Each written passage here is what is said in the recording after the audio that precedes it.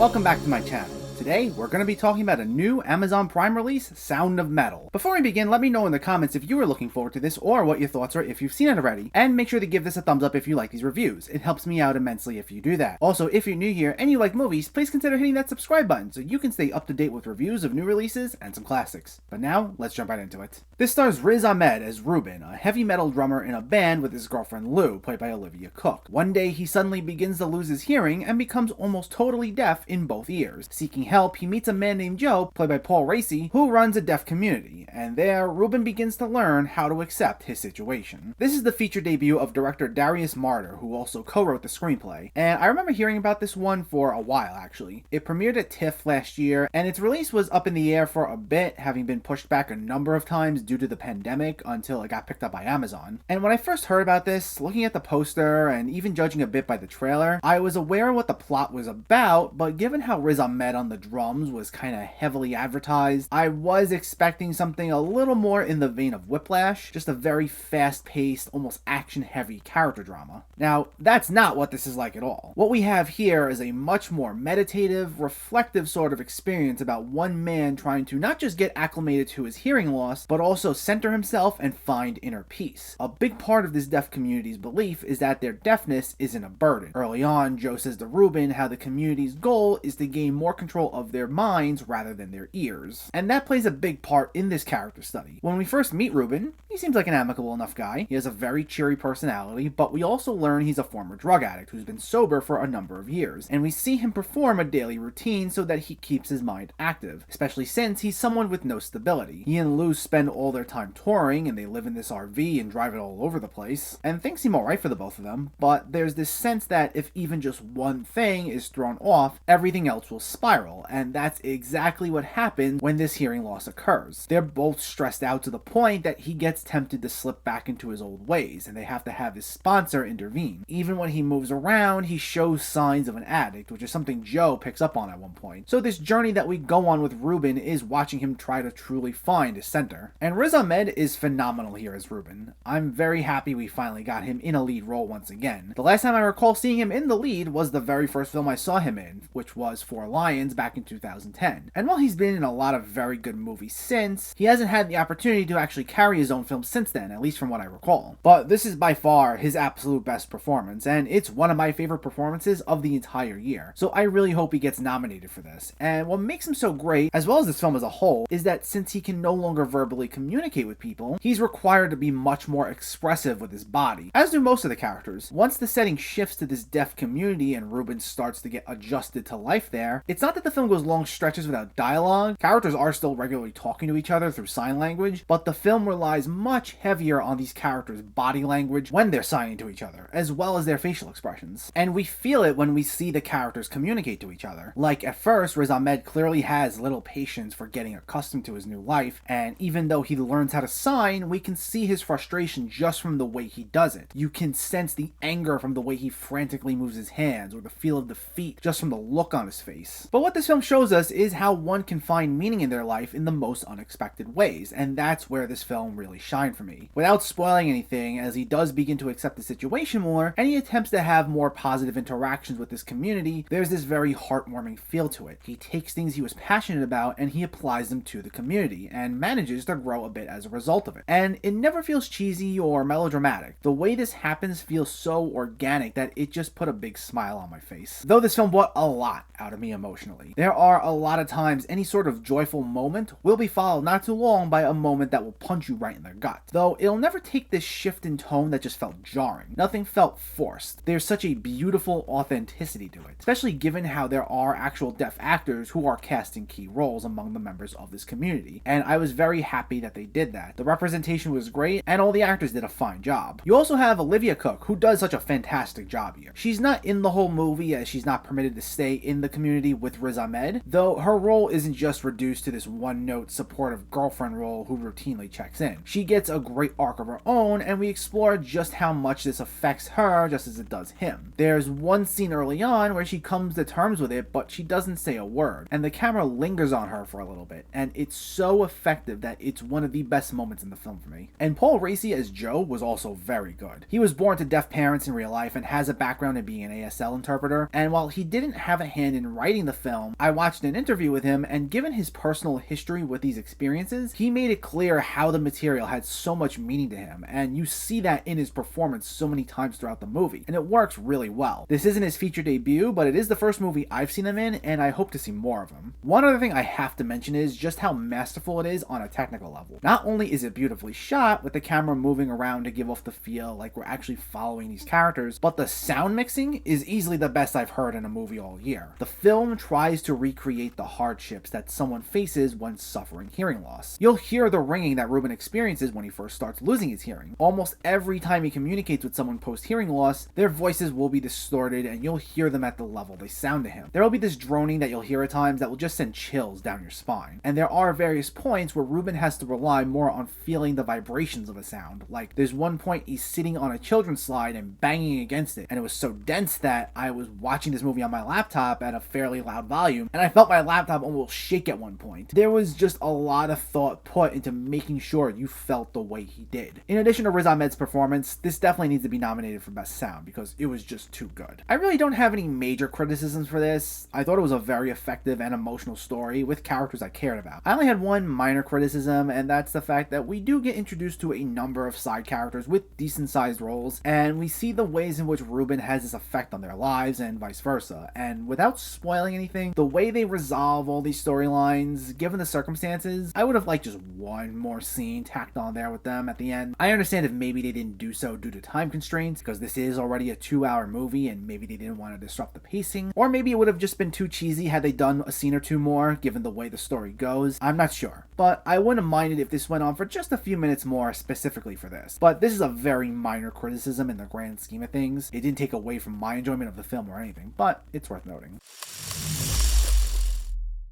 This is quite the ride. It's a powerful film that not only shows one person's journey of trying to accept his situation, but also shows how he can attain his own inner peace and how he can make a difference in other people's lives in the most unexpected ways. It's a very well written film and also excellent on a technical level, with hands down the best sound mixing I've heard all year. Plus it contains some phenomenal acting all around, with Riz Ahmed front and center here, giving an Oscar-worthy performance that's easily his best role yet. By far one of the best movies of the year. It's out on Amazon Prime now, and I highly recommend checking it out. Sound of Metal gets a 9.5 out of 10. So let me know, did you see Sound of Metal, or are you planning to see it, and what were your thoughts? Did you like the story? Did you enjoy Riz Ahmed's performance? And what genre of music do you like the most? Let me know in the comments below. If you enjoyed this video, please like it and share it, and for more movie reviews and film discussion, please make sure to hit that subscribe button to stay updated. Thanks for watching everyone, and I'll catch you next time.